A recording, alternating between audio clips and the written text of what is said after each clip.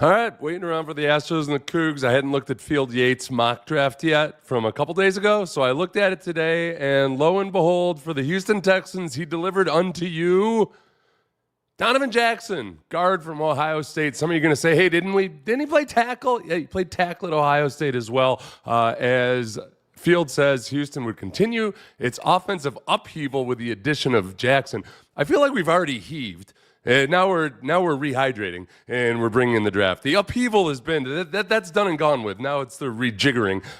Who just cracks my top 20 prospects. He was a stalwart for multiple seasons at guard for Ohio State before kicking out to left tackle in October when Josh Simmons went down with a knee injury. Jackson immediately became comfortable in the position and was outstanding throughout the Buckeyes national championship run. That is all true. I think most people are looking at him as a guard, even though he impressed a lot of people and played better out there on an island, and I'll show you a couple clips of that as we go along. But look, the guy's a prototypical guard. He's 6'4", 315, has all the power that you want. The reason he might not go higher than 25 or even later is because he doesn't have quite the same agility as the truly exceptional guys, but he uses his feet really well. I think he uses his hands well. He works up to the second level.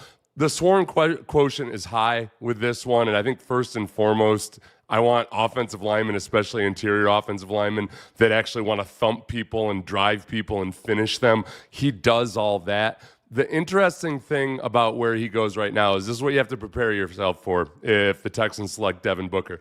I'm happy with him at this spot. A lot of people are going to say, hey, he's going in the second round in a lot of these mock drafts. And a lot of scouts would tell you, okay, he's second rounder, maybe back end of the first round. And somebody's going to say, why? You could have just traded back and gotten him in the second round. That's bogus. It's one of the biggest lies people tell every year. Nobody knows what all 32 draft boards look like.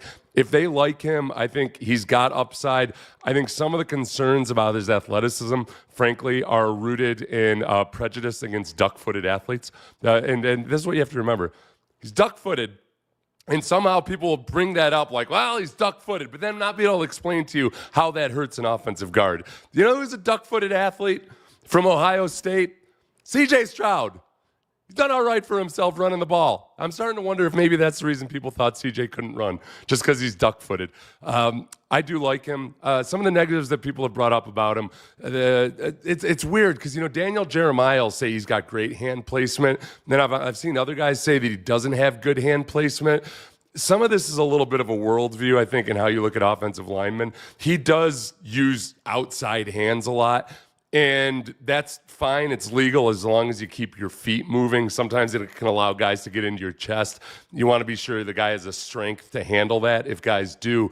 But it's not as pure. But I think with the technique that they want him to use, he does a really good job with it. So I'm not as concerned about that. The other thing that people might be concerned about in this mock draft was that Tyler Booker, the guard from Alabama, was still available. Josh Simmons, the tackle from Ohio State, was still available. And then on the wide receiver front, I don't know why those balloons are going. I don't know what I do to cause that. Ibuka and Luther Burden were both still out there. So if you're hankering for a wide receiver, Matthew Golden was gone already, but those two guys were still there.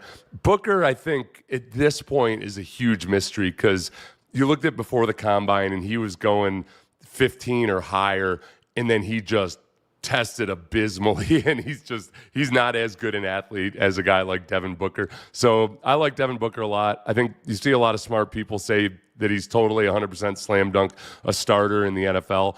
One thing that would be a little interesting with the Texans is right now I feel if you had to start the guys that are out there today, I feel good about Laken Tomlinson, who's played his entire career at left guard.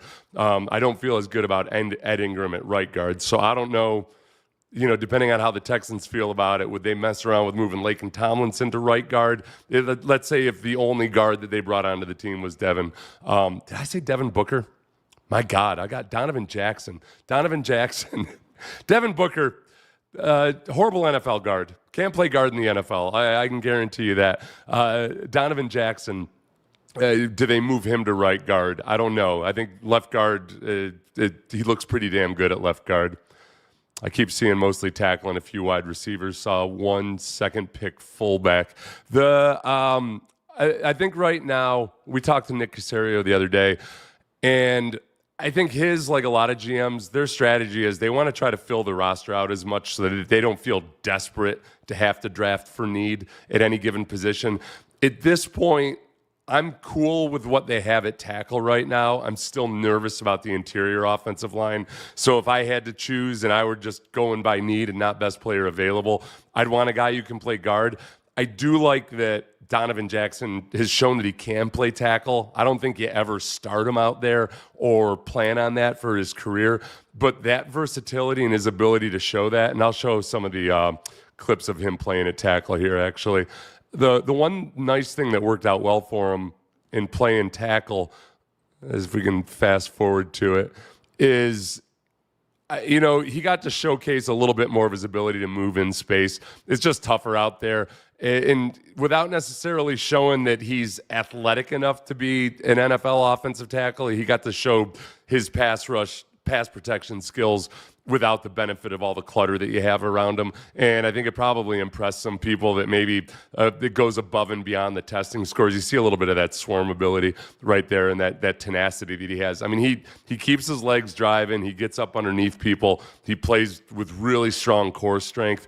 It's just, as an offensive tackle, for one, he doesn't have the muscle memory ingrained in it as much, but his ability to kind of turn his hips and react and recover isn't quite as same on the outside as it is on the inside. So I'd be very happy with this pick, and I would take on all haters for the people that thought that you could get him in the second round, because I've seen way too many people just think, oh yeah, he's a starter. He's a starter at guard. It's easy. Like, okay, and that's what you look for out of your rookie first round picks, is guys who can start in the first year. Would I want a wide receiver or a guard in the first? If Matthew Golden were still there, I'm really, really falling in love with Matthew Golden. Against all my own cautions against falling in love with any draft pick, it's mostly about what a lot of Longhorn people have told me about just how much they like his competitiveness and everything. But I'd prefer a guard. Otherwise, I'd prefer a guard. Gray Zabel was gone in this draft already. I've started to fall in love with Gray Zabel too, despite my early misgivings. We got off to a rocky start. I've been neglecting defensive tackles, and I think that's still very much in play, especially if maybe the Texans think that Donovan Jackson and Tyler Booker are both second rounders. Multiple options there at defensive tackles, so I should probably do a standalone episode for defensive tackles, because there's probably going to be some good ones available there. Nolan and I had one more thing about Donovan Jackson, not Donovan Booker, not Devin Booker, but whatever. The only note I've got on here that I haven't touched yet is that I need to modify my Adobe subscription. All right, I got to run. I got to go help my wife buy some trees. Subscribe. Tell a friend, share everything else. Go Stros, go Cougs.